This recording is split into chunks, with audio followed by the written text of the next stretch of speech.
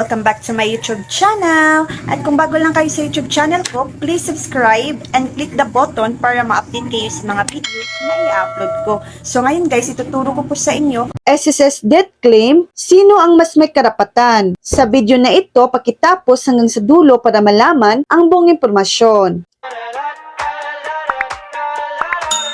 Sa SSS death claim, ang pagkakaroon ng karapatan ay batay sa Republic Act No.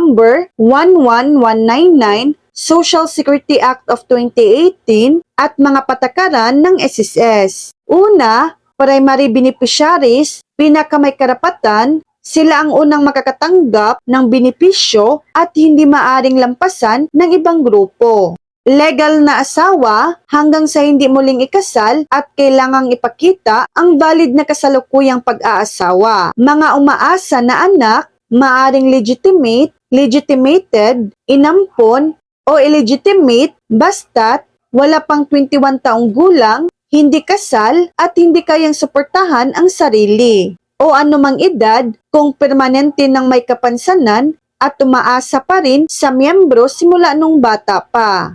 Pangalawa, secondary beneficiaries. Kung walang qualified na primary beneficiaries, makakatanggap ng benepisyo mga umaasa na magulang, biological o inampon ng namatay na miyembro. Pangatlo, designated beneficiaries o legal heirs. Kung walang primary o secondary beneficiaries, designated beneficiaries, sino mang tao na itinalaga ng miyembro sa kanyang SSS records. Legal heirs, mga tagapagmana ayon sa Family Code of the Philippines kung walang itinalagang beneficiary. So yan lang po ang latest update.